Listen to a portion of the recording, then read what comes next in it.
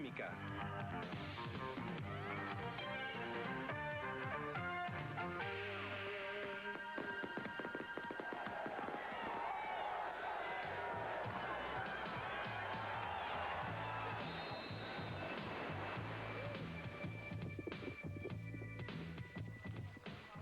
Energía. Sabes que la tienes porque eres capaz de trabajar, de mover tus piernas y andar en bicicleta. Un tren de carga en movimiento también tiene energía, lo puedes ver cuando arrastra vagones sobre una vía. Todos estamos familiarizados con la palabra energía, sin embargo, pocas personas entienden realmente lo que es. La energía se diferencia de la materia en que no tiene masa.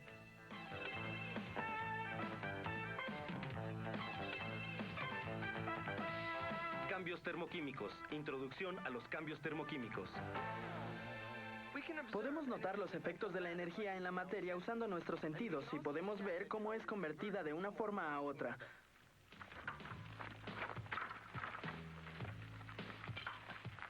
La energía es la capacidad de realizar un trabajo.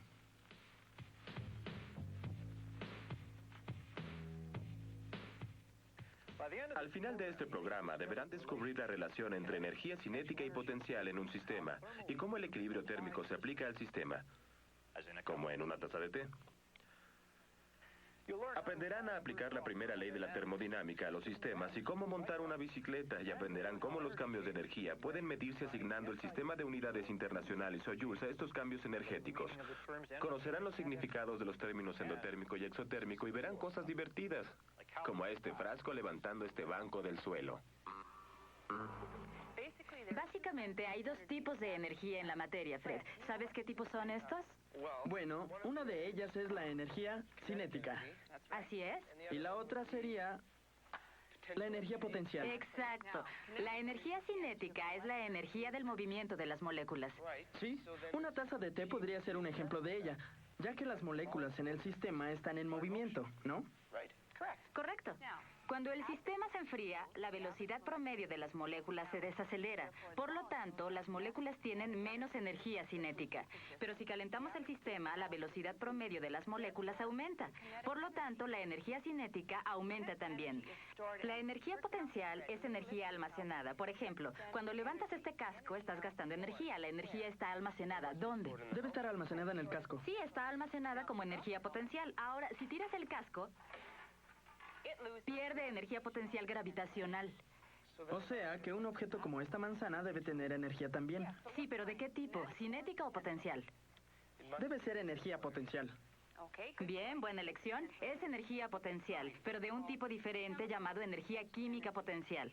La energía química potencial está guardada en las sustancias químicas que comemos y se libera durante las reacciones químicas involucradas con el metabolismo. Esta energía finalmente se convierte en los movimientos de nuestros músculos y el calor corporal.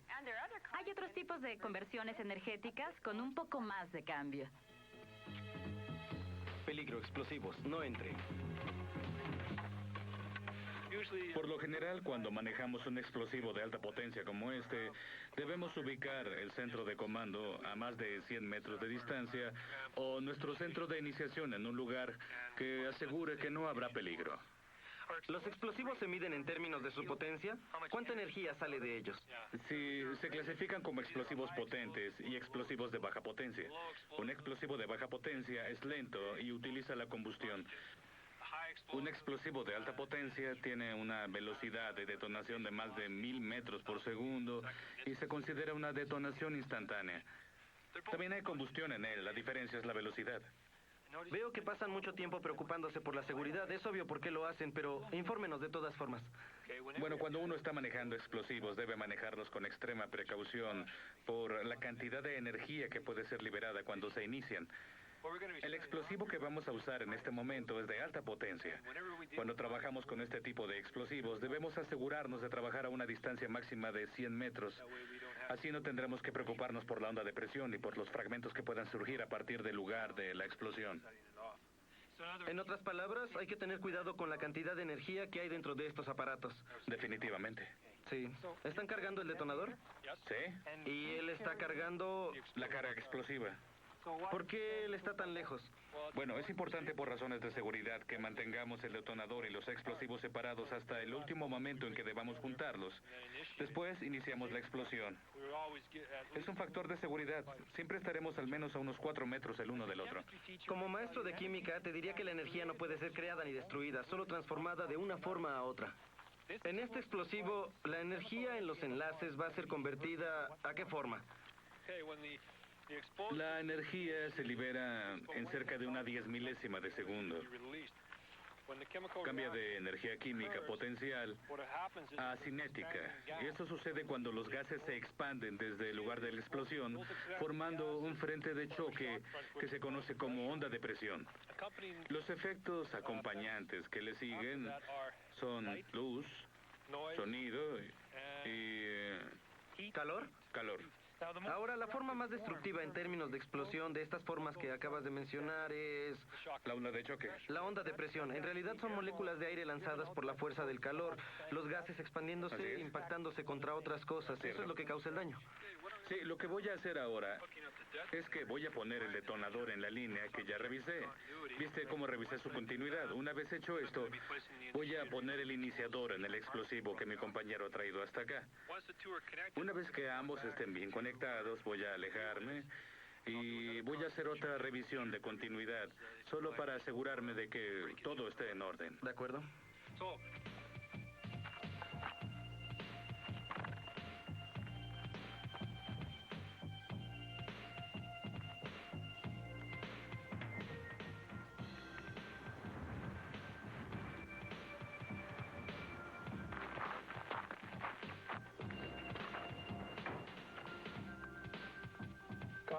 Está entera.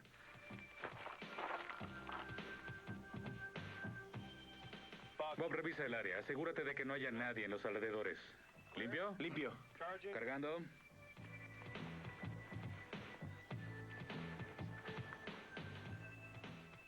Disparando. 3, 2, 1.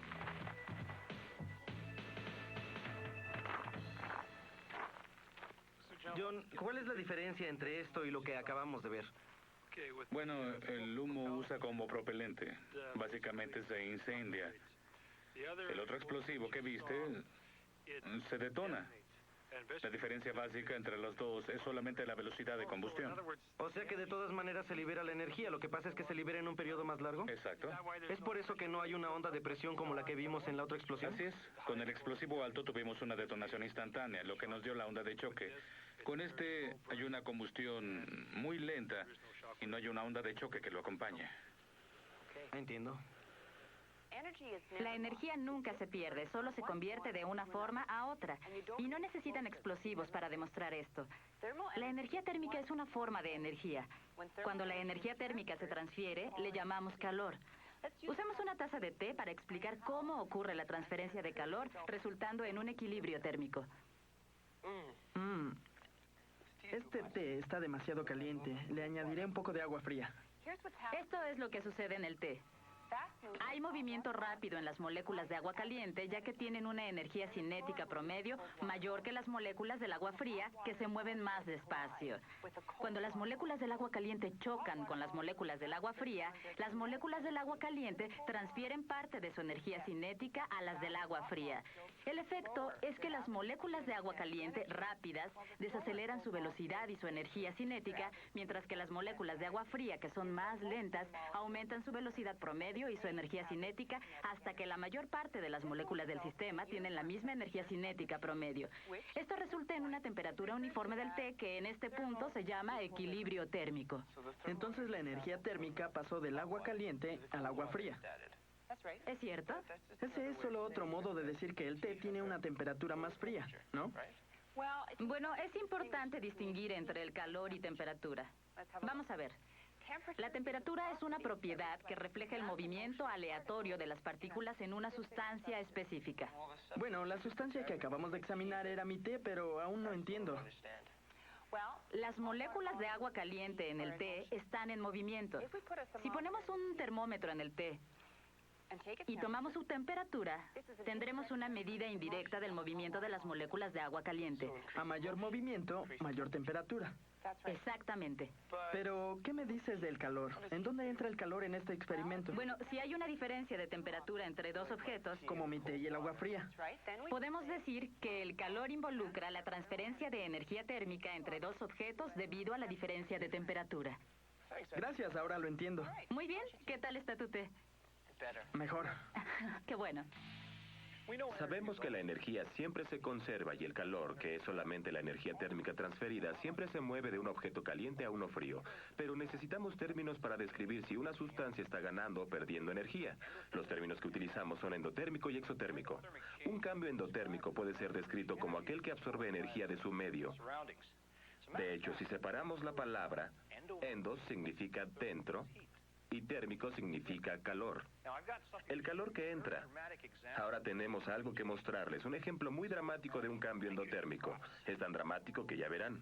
Estamos listos. La razón por la que es tan espectacular es que es casi mágico. Lo que tengo aquí es un poco de tiocianato sólido de amonio. Voy a vertir este tiocianato sólido de amonio en este matraz de Erlenmeyer de 2 litros. Después usaré octahidrato de hidróxido de bario. Este sólido también estará en el mismo matraz. Muy bien. Ahora veremos la magia. Ya verán. Voy a agitar esto vigorosamente. Verán algo muy especial. Tengo que poner un poco de agua aquí. Mucha agua en el banco. Listo, así está bien. Los sólidos se han convertido en líquidos. Mientras miramos eso, la cámara se quedará fija un momento y en ese tiempo veremos otros diferentes ejemplos de cambios endotérmicos. Por ejemplo, una batería cuando se carga sufre un cambio endotérmico. La energía de una fuente externa se convierte en energía química potencial guardada en la batería. También tenemos aquí algo de helado. Una parte se está derritiendo o está ya derretida. Es un helado de fresa. Este también es un ejemplo de un cambio endotérmico. El helado congelado está absorbiendo energía de su alrededor para derretirse. Ahora en lo que concierne a esta planta, la fotosíntesis también es endotérmica. La planta absorbe energía del sol. Bueno, vamos a ver esto. Y solo para asegurarnos que todo está listo, no hay ningún cable por ningún lado.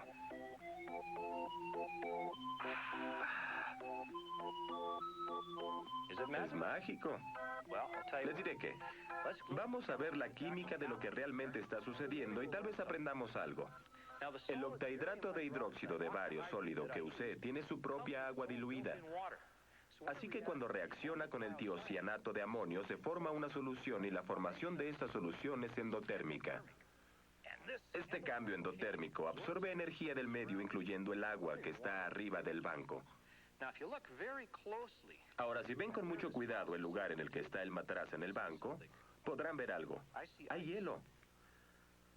Este cambio fue dramático, porque el agua congelada pegó el matraz al banco y así pude levantarlo.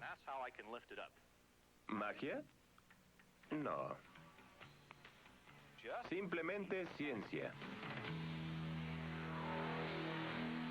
En el proceso endotérmico que acaban de observar, la energía fue absorbida por el sistema. Pero un cambio en que la energía es liberada por el sistema a su ambiente se llama cambio exotérmico. Si separamos la palabra, encontraremos sus raíces griegas. Exo significa fuera y termos significa calor. Podemos ver ejemplos de cambios exotérmicos todo el tiempo. Por ejemplo, la energía térmica potencial de la combustión de la gasolina en su automóvil es transferida a la energía mecánica que mueve las ruedas. La energía potencial química también se convierte en sonido, al igual que en calor que es absorbido por el radiador. Podemos experimentar un cambio de fase exotérmico cuando neva. Cuando las gotas de agua en las nubes se convierten en copos de nieve, se libera energía por el agua. Por eso se siente más tibio cuando neva. Otro ejemplo de cambio exotérmico es la reacción nuclear que libera tremendas cantidades de energía.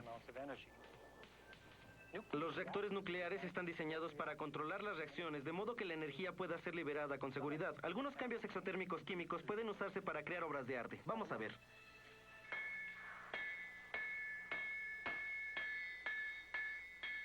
La herrería tiene varios aspectos, pero para nosotros es un arte. Así que tomamos el metal y hacemos con él muchos tipos de objetos. A mí me encanta retomar las formas del arte antiguo y darles nueva vida, renovarlas. Yo hago trabajos de restauración, así que tengo que estar versado en la forma antigua, el material antiguo y todo lo demás. Utilizo esto como un método de autoexpresión, transformando el metal, haciendo con él exactamente lo que quiero. Tomamos el carbón, lo ponemos en la mesa y lo encendemos. Después usamos un suministro de aire como en los viejos tiempos, con fuelles. Utilizamos un ventilador eléctrico para bombear aire a través de él. El volumen de aire que fluye aumenta la temperatura proporcionalmente. Podemos obtener más de 1300 grados centígrados, suficiente para que el acero ebulle en lugar de derretirse.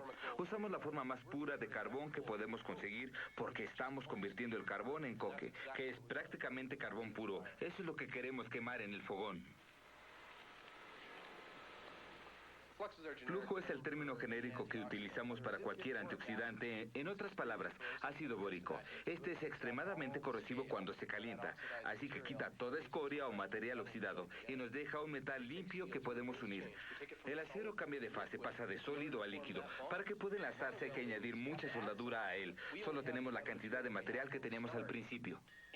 En una reacción exotérmica, la energía se produce por la reacción. Es liberada por esta reacción y absorbida por el medio. En este caso, el medio es el fuego y principalmente la pieza de metal que los herreros ponen en contacto con él para que se caliente y puedan trabajarla. Los cambios de fase endotérmicos y exotérmicos pueden trabajar juntos. Este congelador es un ejemplo. Si queremos congelar el agua en este recipiente para hacer cubos de hielo, tiene que haber liberación de energía a partir de agua. Ese es un cambio exotérmico. ¿Pero a dónde va la energía? Puedo usar esta cámara para demostrárselos. Dentro del compartimiento del congelador hay serpentines que transportan líquido congelante. La energía que es liberada del agua es absorbida por el líquido de los serpentines. Esta vaporiza el líquido. Es un cambio endotérmico. Luego, el vapor pasa a la parte posterior del congelador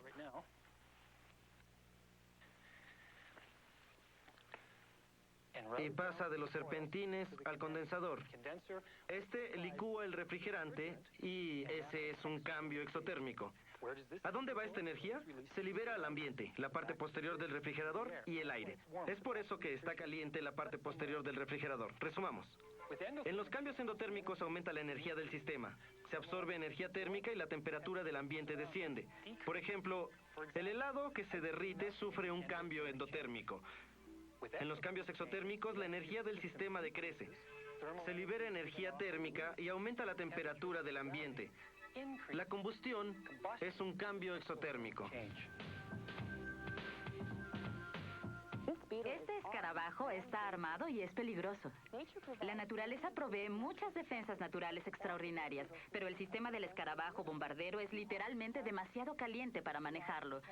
Se deriva de sustancias químicas y es un extraño ejemplo de cambio exotérmico. Miren este encuentro entre un sapo y el escarabajo bombardero. Los sapos se alimentan lanzando su lengua y tragando a la presa en un solo movimiento. Pero aquí el sapo toca al escarabajo y casi inmediatamente lo arroja. Esto sucede porque el escarabajo es capaz de dirigir un aerosol químico que es impulsado a través de su abdomen cuando es amenazado. El escarabajo combina dos sustancias químicas en un par de glándulas especiales en su abdomen. Cada glándula está compuesta de dos cámaras. La superior y más grande guarda hidroquinonas y peróxido de hidrógeno. La cámara pequeña de reacción contiene enzimas. Cuando el escarabajo es atacado, la cámara superior se comprime, empujando las dos sustancias químicas dentro de la cámara pequeña de reacción. Aquí las enzimas activan pulsos explosivos de quinonas calientes a 95 grados centígrados que son lanzadas al atacante. ¿Saben por qué el escarabajo arroja una serie de pequeñas explosiones en lugar de una grande? Tiene que ver con la producción exotérmica de calor. Si las cámaras de reacción fueran grandes, los productos químicos generarían demasiado calor y el escarabajo se quemaría con sus propias reacciones químicas. Una cámara pequeña de reacción permite que menores cantidades de químicos se mezclen y se expelen en pequeños estallidos. Un cambio químico exotérmico como mecanismo de defensa es un sistema ingenioso y hace que el escarabajo esté demasiado caliente para el predador promedio. Hasta ahora hemos visto varios cambios energéticos. Tenemos que considerar una forma para medir estos cambios. Todos sabemos que si frotamos nuestras manos se calentarán. Eso sucede porque estamos haciendo un trabajo. El trabajo es la transferencia de energía. En este caso, la energía térmica en forma de calor. Si se frota con más fuerza, se generará fricción. La fricción se define como la resistencia al movimiento relativo entre dos cuerpos en contacto. Cuanto más se froten, como les dije antes, más calor se generará a partir de la fricción. Stephanie, ¿qué estás haciendo ahí? Demostrando la fricción. Después de tan gran entrada, tengo una pregunta para ti. ¿Puedes pensar en otra forma ilustrativa para demostrar la fricción? Bueno, cuando un meteorito golpea la atmósfera terrestre, se frota contra los gases y crea una gran bola de fuego. Muy bien. El punto es que el trabajo de cualquier tipo, mecánico, eléctrico o químico, produce calor. Esto fue confirmado por James Prescott Joule, un físico británico de mediados del siglo XIX. Joule era el hijo de un rico comerciante y gracias a su fortuna tuvo el tiempo de hacer las cosas que le gustaban. Así que aunque trabajaba en el negocio familiar, le encantaba pasar el tiempo experimentando. Uno de sus experimentos involucraba agitar el agua. Se ve muy simple, ¿verdad? Pero Joule determinó el equivalente mecánico del calor midiendo la elevación de la temperatura producida en el agua al agitarla. Como un tributo, la comunidad científica hizo del Joule la unidad estándar de medida de cualquier tipo de cambio energético. Ahora decimos que la cantidad de calor requerida para elevar la temperatura de 1 gramo de agua, 1 grado Celsius, es 4.19 joules. Joule es la unidad usada en el Sistema Internacional de Medidas. Sin embargo, hay otras unidades utilizadas en otros sistemas. Por ejemplo, una unidad muy común para medir la energía en la comida es la caloría. La verás en las etiquetas nutricionales. Y la unidad usada para medir la energía en una estufa de gas o un horno en tu casa es el BTU, la unidad térmica británica. Sin embargo, el Joule es la unidad estándar que usamos en ciencia para medir cualquier tipo de cambio energético, ya sea la combustión de la gasolina, el enfriamiento de un té caliente, un tren que jala la carga o los ciclistas pedaleando en una carretera. Hagamos una revisión viendo cuántos cambios de energía podemos encontrar en los exteriores. La energía nuclear cambia a energía radiante solar. Chicos, ya me cansé. Andar en bicicleta en este camino necesita muchísima energía. Y el sol está cada vez más caliente. Bonito jardín. Sí, tiene muchas papas. Y en el otoño las desenterraré. La energía radiante solar cambia a energía química potencial. Hablando de papas, tengo hambre. Pásame las papas fritas. Gracias. La energía química potencial se convierte en energía mecánica cinética. Hace falta La mucho energía trabajo. química Si fuera un se auto, transforma en mi radiador energía estaría térmica. hirviendo. Todas estas conversiones de energía son ejemplos de la primera ley de la termodinámica, que dice que la energía no puede ser creada ni destruida, solo transformada de un tipo a otro. Necesito algo frío. ¿Quién me da uno? Ella tiene. Yo tengo el último.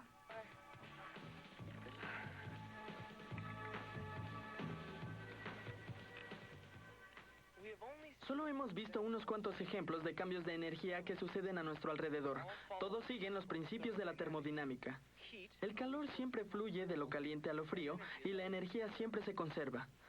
Cuando la energía térmica se transfiere entre un sistema y sus alrededores, el cambio puede ser endotérmico, absorbiendo energía del medio, o exotérmico, liberando energía al ambiente.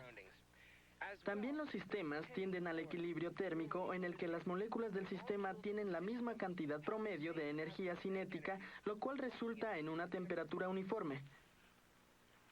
Finalmente, la unidad que usamos para medir la energía es el Joule. La energía es difícil de definir con precisión, pero podemos seguir las conversiones. Aunque la energía no tiene masa, podemos detectarla con nuestros sentidos gracias al efecto sobre la materia. La energía afecta cada momento de nuestras vidas. Oigan, espérenme.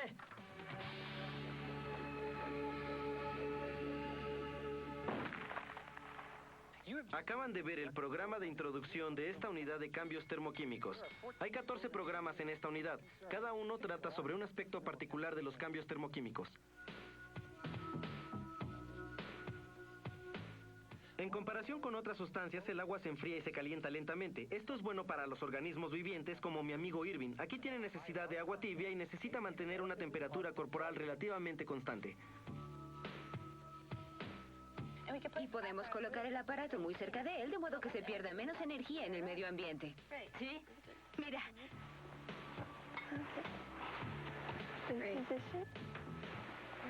Ahí está.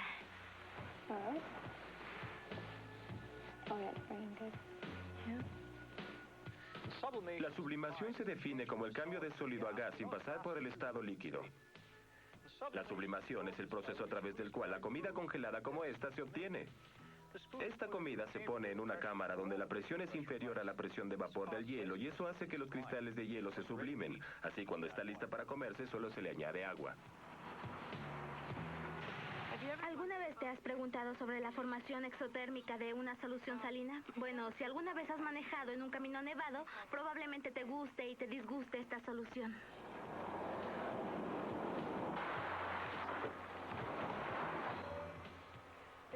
Viajando sobre hielo, cubriéndolo con 580 litros de agua a 60 grados centígrados, esta agua se enfría a cero, después se congela. Una vez que se forma esta capa de hielo, se enfría aún más para alcanzar la misma temperatura, alrededor de menos 10 grados centígrados, que la capa de hielo que está abajo, estableciendo un equilibrio térmico. Encendamos el motor principal. Los motores principales están encendidos. 3, 2, 1... 0. Y la nave espacial Discovery se eleva hacia el espacio llevando el satélite de investigación atmosférica que estudiará el medio ambiente terrestre desde el espacio. ¿Escucha Discovery? Diamantes, gemas preciosas, un símbolo de amor. Muéstrale cuánto la amas. Solo te costará un par de meses de salario. Pero usando la ley de Hess, ¿por qué no hacemos nuestros propios diamantes? Solo tomamos grafito, que es la cosa que está en los lápices, y la convertimos en diamantes. Fácil, ¿verdad? Después de todo, ambas son formas del carbono. La lluvia ácida es un problema muy grande en muchas partes del mundo. Las industrias y los vehículos motorizados liberan dióxido de sulfuro y óxido de nitrógeno hacia la atmósfera. Estos reaccionan con el agua para producir ácido sulfúrico, sulfuroso, nitroso y nítrico.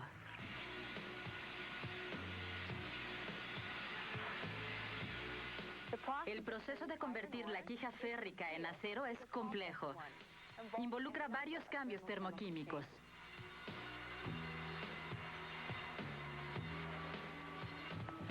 ¿Qué hacemos aquí? ¡Está nevando!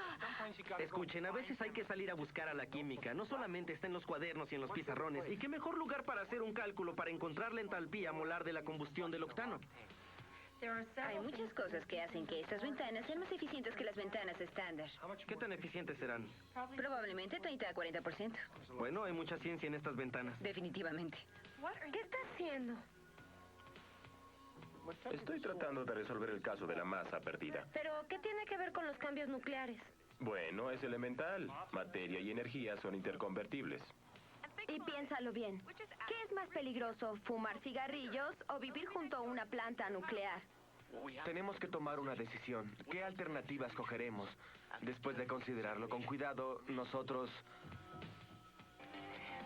La energía química potencial está en los químicos que comemos.